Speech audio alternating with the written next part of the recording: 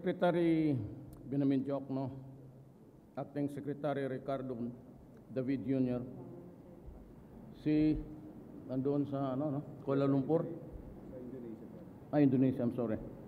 Lieutenant General Jose Miranda, Major Service Commanders, Brigadier General Joseph Acosta, the officials, men, women of the Armed Forces of the Philippines, kasama ko sa mga gobyerno, mahal kong kababayan.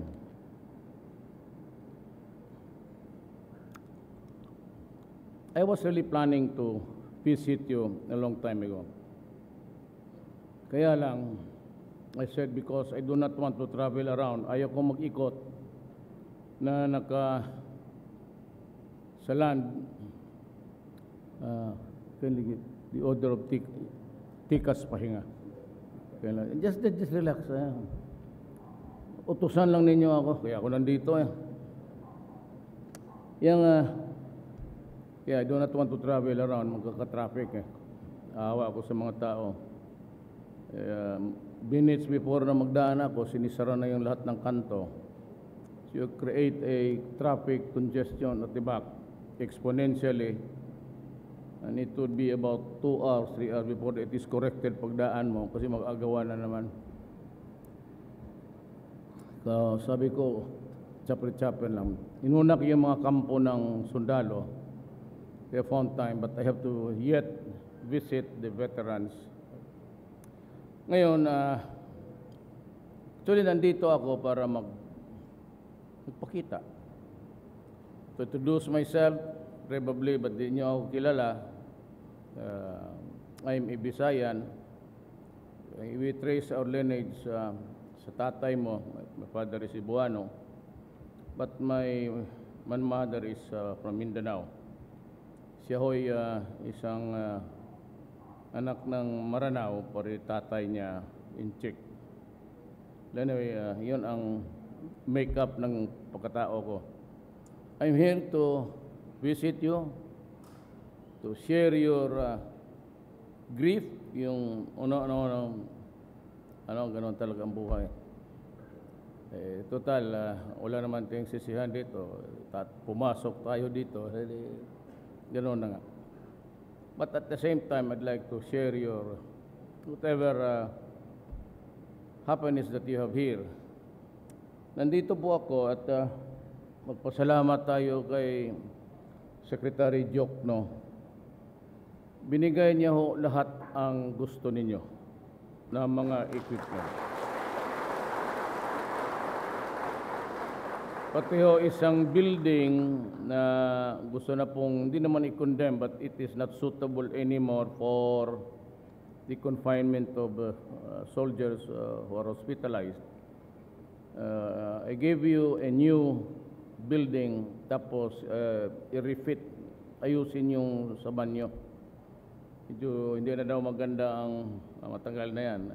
I'm sure with the years that has passed by, it has that building has seen a lot of waste around. So we have to condemn it first, refit, then. But I'll give you a new building para rin sa ating mga kasama. Now, itong binigay ko sa inyo would cost you something like people of the Republic of the Philippines. What, $500 million. May Barrett kayo, and this is the thing also that I was about to use when I was suffering from smoking.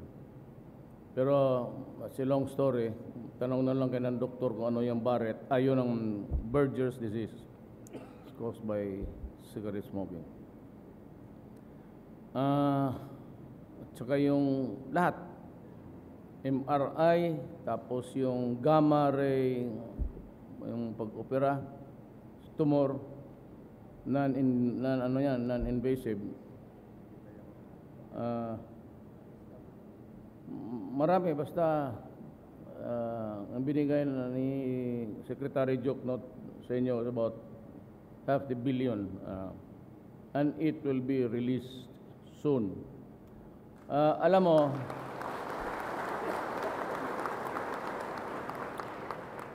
Hindi ako military, hindi ko nga natapos yung ROTC ko. Pero I'm not into delays. And magprangkahan lang tayo, ha? Ayaw ko yung matagalan at ayaw ko yung korupsyon. It's half a billion pesos. Ang pera na yan gagamitin talaga sa tamang paraan. Wala yung rigging of bids kasi lahat ng bibilihin ngayon sa gobyerno, tinitignan ko. Hindi naman ako pakialamero. But my promise to the people of the nation is that it will be a clean government. Hindi tayo exempted dyan. Kasi pera ng tao. So, lahat yan, madalian. Ayaw ko yung delay just to, for one reason or other to accommodate. Ayaw ko yung ano. At hindi ako yung tao na maniwala dyan sa kuha. Yung last, the lowest bid. Kasi kung may bilhin ka, baski ito, lowest bid, bibigay sa iyo barat. Kaya lahat ng equipments ninyo, sabi ko pinaalam ko na sa kuha, hindi ako susunod yan. Mag-aaway tayo dyan. Kasi yung lowest bid is the source of the corruption. Pahabulan ng presyo. So ipababaan mong presyo mo. Yung iba nagpapabili ng 100. Ipabili ito ng 20. Di ang bilhin mo sa akin yung made in, alam mo na. Huwag muna ngayon kasi may alitan tayo.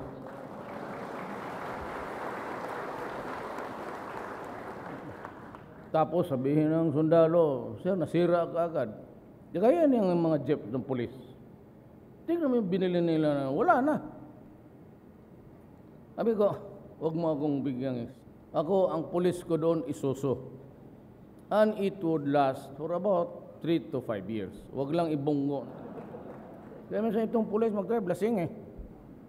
Paano? Nakaparking dyan. Magpatrolya doon sa bar. Kaya paglibing niya kung namatay, 2 pamilya. Pulis na ito. And I've been mayor for 23 years. Huwag na lang tayo magbulahan.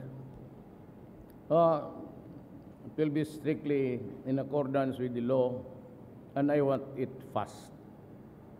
So I promise to you na it should start yung building na yan.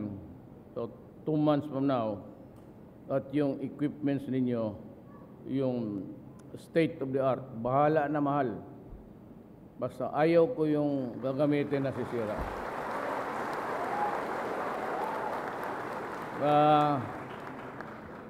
There will be changes in your internal here procedure.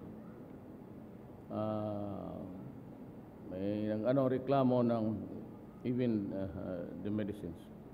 Kasi there will be changes. I will insist on it. One thing that I make clear to everybody, there will be no compromise of the lives of soldiers. Ayaw ko yung itataya kong buhay ng...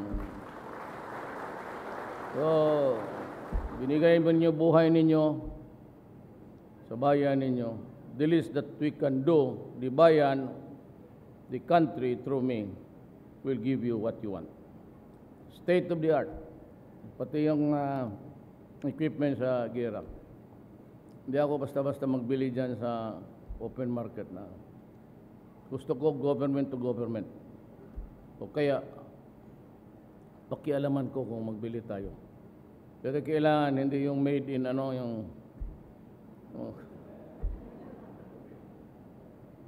ewan ko kung tapos palaway pa. Gano'n lang, naunahan lang tayo sa... Kaya huwag tayo muna maghanap ng away. Ako pa naman ang presidente. Baka pagkatapos ko, bahala na magwala kayo. We'll have kung ano lang ang dapat. Kung ano lang ang dapat ibigay. At saka kung ano lang ang karapat-dapat naman sa atin. Diyan tayo.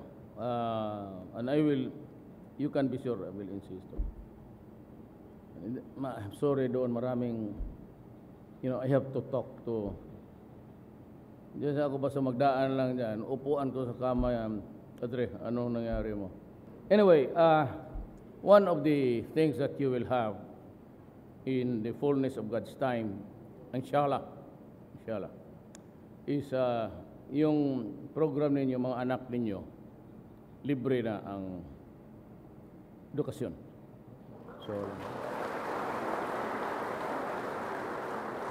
yan ang pinangako ko noon at gagawin kong totoo. Hindi ako nangako ng pabula-bula dyan. I mean, I don't need really to, why should I lie? Why should I magbula ako? Ano makuha ko dyan? Kaya matutupad dyan yung edukasyon. At I'll work that kung may, alam mo na, the imponderables of life, di mo natin talaga alam kailan tayo. Natin alam kung may tama ka, kalusot ka ba. But kung sakali man madisgrasya, I will work 2 or 3 years bago ang pensyon. Sweldo mo na. Pag kunyari ako, kapgulang man ako sa amin, I will continue your salary 2 to 3 years bago ang pensyon. Now, itong ayaw ko sa lahat. And kung may pulis dito, magprangkahan na lang tayo dito. Gusto ko mag-create ang armed forces ng opisina just to make yung mga pension benefits tatapusin na nila at sila na ang mag-prepare ng lahat. At kung mamatay ako, si Sergeant Rodrigo Duterte, huwag mo nang paikutin yung biyuda pati mga anak.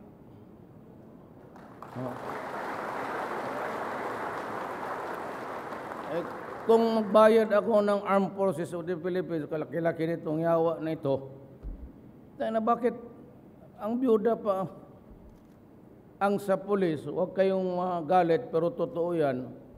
Magpunta pa yung asawa dito, biyuda, mag-follow up dyan sa krami, pagkatapos yung pagwala na, nagastos na, ginawa pang kabit, may anak pa. Ako, hindi ako pakorne sa inyo. In love ako sa babae. Sino bang hindi? Pero yung gano'n na klaseng style na ayaw ko yan. Ayaw ko talaga. Baski nung mayor pa ako na may magpasok dyan, tapos you take advantage of the lady kasi ipasok mo. Prangkahan kita. Wag mong gawin yan. It's not good. So yung gawin ko sa police, kayo na ang mag-prepare. Nakalagay na yan sa isang envelope. Number of years. Akala ko pa may computer kayo. Malaki-laki ng gasto ko dyan Computer. Andiyan naman lahat. Death certificate. Kayo yung namatayan Hindi i-produce ninyo yan kung hindi naman kailangan local certificate. Patay na si Duterte. Encounter sa Basilan. Tapos, matawagin na lang ang pamilya, widow. Yun lang. Ayaw ko ng drama na mag-ikot-ikot pa yung asawa. Hindi. Bakit ganun? Yan nga, yung ayaw ko dyan sa krami. Nagagamit pa yung mga biyuda niya. Yung pag-uwi sa kanila, may asawa na o uli these are the things na totally unacceptable sa akin. Ngayon, kung ayaw ninyo maniwala, away ito. So, mamili ka. But these are the things that I would never tolerate. Ako nandito with a specific duty to serve the Republic. I promise you a clean government. It will be a clean government. Talagang malinis na.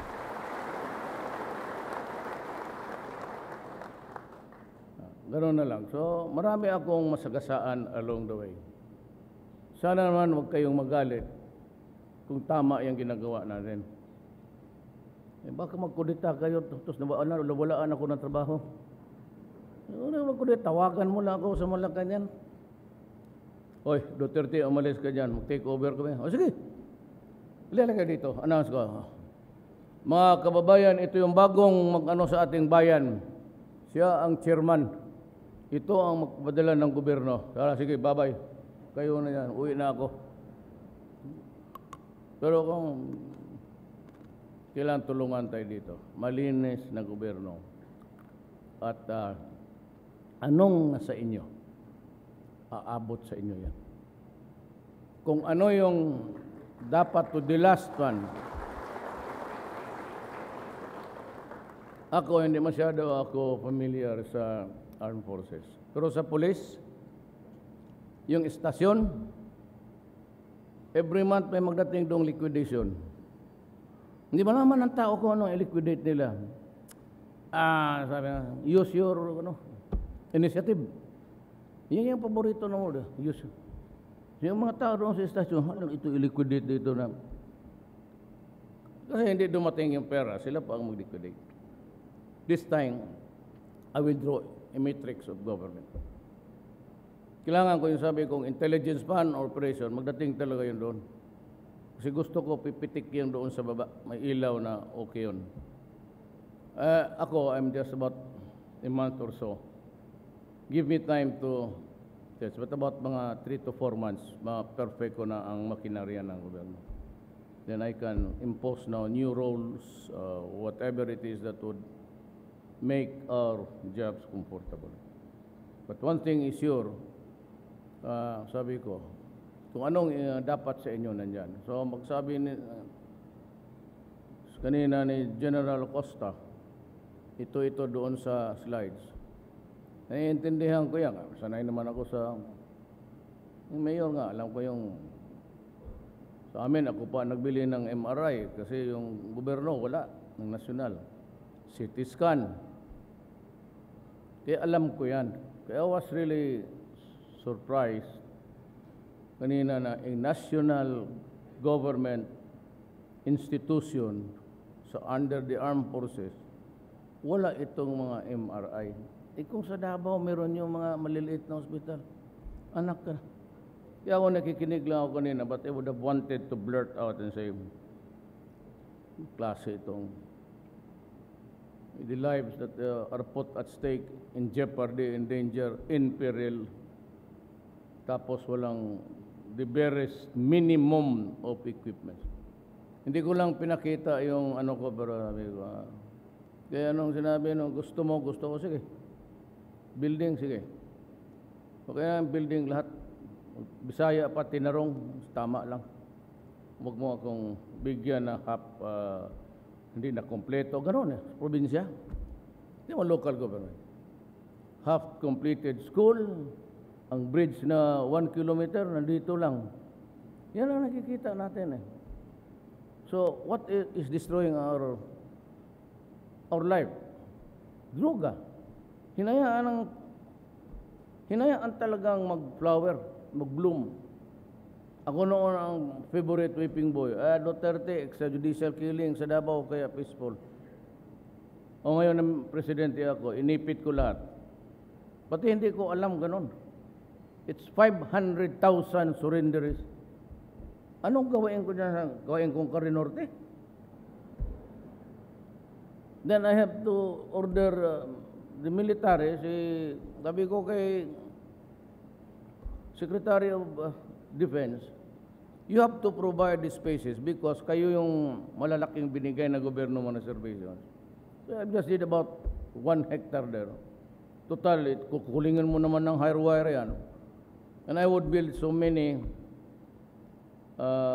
rehab centers all over the country. You know why? Kasi, alam mo, ang Cebu, don't take it from me, 1 year constant use of Cebu will shrink, tutuyo yung utak.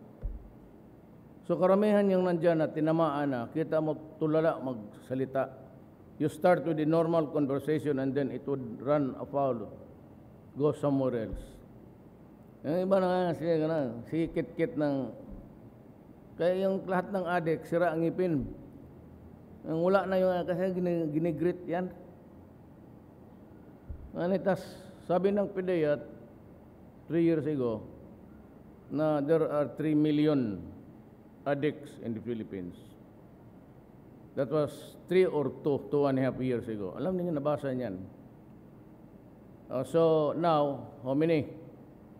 So lagay mo na lang incremental increase at a very conservative number. That would translate, maybe just give it another 700. 3,700,000 addicts in the Philippines.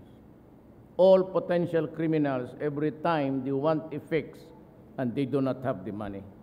Kaya kita mo dito nag-lower ang krimen. Wala naman kasi mag-hold up, wala naman mag-akyat bahay. Kasi nagtatago lahat, takot patayin. Hindi ako mga magsabi dyan sa harap-harapan sa TV, and so, I have a problem to solve. And the only way to do it is to, ayaw kong pumatay ng tao. We cannot build a country by killing our own citizens. Yan ang given talaga dyan. But we cannot allow a group of men or a percentage of the civilians to destroy the youth and to destroy our country. Di talaga pwede sa akin. Kaya every military unit should have one team, hindi naman lahat, na anti-drug group.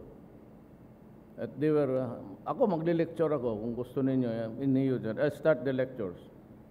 Because even when hanggang ngayon, I started in 1974. Bago akong nag-asawa kasi ako kaagad, kulang yung pera, so I had to teach police academy. I was handling criminal law, criminal evidence, pati criminal procedure. And if you just listen to me, in about 1 hour, you will have all the things that you would learn to be an effective policeman. That will be, there is all the, nandiyan na lahat. Kung makinig lang kayo. But every unit ng armed forces should have one team, because yung terrorism, drugs, pati terrorism. In the days to come, yung rampaging ideology ng ISIS, dadating dito yan sa atin, whether we like it or not. Because we have, hindi naman lahat. Sabi ko nga, kayong mga Moro, wag kayong I'm a Moro too. Pero itong, pag hindi tayo pwedeng magkaarigluhan dito, papasok ang ISIS dito. Kaya that's what I'm praying to God, na magkausap lang tayo. I have kept my cool despite of although I lifted the truce, kasi dinajaming naman nila tayo, but then again I said, I am not up to it, just sagutin ko sila ng nagbablabla lang. Hayaan ko lang muna because kung ako lang, wala man. But I carry the burden of a nation. So ang bunganga ako, lang talaga, pigil. Until such time that I said, maybe we can reach the goal. Pag wala na itong gera, marami akong maibigay sa inyo. But the cost of waging a war, bullets, ammo, mortar, repair, lahat yan, pati magbili ng bagong state of the art, it eats a lot into the economy of the country. Kaya ako kailangan makapag-ariglo ako ng komunista. I have to deal with the MIMN bago ko tirahin yung I will not talk to the Abu Sayyaf. I will not deal with criminals. I do not kill with persons with barbaric. Tayo, pag isang bala lang, why do you have to sue an idiotic na ganon-ganon mo pa? Sa noon sa Cotabato, putulan ng taingaw. Hindi trabaho natin. Trabaho natin, isang bala pagpatay, iwanan mo na. It does not change anything if you do something else or add to which is not needed. So, yun lang ang ko sa iyo kasi papalit-palit man kayo ng assignment. Well, we will build a shop there inside that hospital that would house the new equipments. bigyan ninyo ako ng until August, September, December. Pati yung ospital ninyo, by December kailangan tapos na. Ayaw ko yung 2 years after matapos, no? Kaya bigyan mo ang ospital, tamang building. Huwag na yung bukas-bukas. Yung equipment, yung naniwala yung lowest bid. Tindahan, lowest bid. Mag-bid ang price is about 1 million o 100 million. Yung highway. Tapos mag-lowest bid ka. Wala namang truck, wala namang tractor, wala lahat. Mag-bid, baba niya, pabagsak niya ng 20. O di manalo siya. Ngayon, pag magbigay pa sa mayor, magkuha pa ang kuha, nga pati yung barangay captain, mag-certify na kumpleto yung 1 kilometro, gano'n lang. Kasi, wala yan. Nansya niya. Sige, investigar. Not this time. Hindi talaga. Lahat ng money value ng Pilipino talagang papasok. So, I hope to see you again. I said, maybe sana awa ang Diyos sa atin, andyan na yung pera, binigay ko na. Patitignan ko talaga data. Pag building yan, huwag mo akong bigyan ng yung bidding yan. Nandyan ako. Ako mag-bid para walang gulo. Ako na. Tapos, bid na marami pang tingin ko saan pinakamaganda. Tanong lang mo, doktor, anong the best? Yun na, sabi yung kuha, lowest bid. Ingay kayo, tapos pagkatapos, net product ng trabaho mo, basag.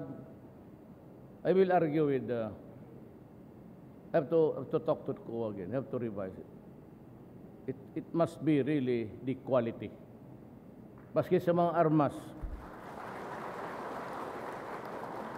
Noon, nagbili tayo made in China yung police, nagbili ng made in China M16. Sinadya mo yan ng mga tunturin doon na yung rifling niyan, pahiwi na. Tingnan mo yung barrel, ang rifling siguro 2 lang. Di paglabas ng bala niyan, gumaganon yan. Sabotahe yan eh. We should buy to the traditional market natin. Everything will be quality and fast, and meron akong gustong gawin pero it is not a good topic today. Maybe tomorrow bitawan ko yung bakit nag-hold muna ako. Muna tayo kasi may hinihintay ako ng mga equipments. Kailangan ko pa ng 10,000 soldiers. Kasi yung hiningi ng defense ni Lorenzana, 20, sabi ko, hindi ko kita mabigyan yan. Maybe 10. The police. Pag nandiyan na yan in place na, pwede na akong dumiskarte. Then I have the equipments, yan. Pwede na tayong, but I have to fortify. Hindi ako pwedeng pumasok doon na bakante ito, halo. Lagay ko muna yung, dyan, I need about 5,000. Makaano lang ako ng mga SAF battalion, give me about 7 para sa i-deploy ko sa Mindanao. Pag na-deploy ka, ready, pasok ako. But until then, medyo relax lang tayo. No need to go to war at this hour. We save our energy for a better fight. But we must have the quality in our hands. Di na magtagal, kasi pati ako walang kain. Alam ko wala pa kayong kain. Gutom na rin ako. Alam ko gutom na kayo kasi sa likod, naririnig ko yan. Jesus! Joseph. Alam ko yan. Mga lecture, tapos ginagawa. Guys, I'm your friend. I'm here to serve you. Huwag kayo masyadong anak lang ako ng mahirap at from the ranks rin ako, kagaya ninyo. All throughout the years. Wala akong, I have nothing to tell you but with this statement, I will serve you and I will not abandon you. Maraming salamat po.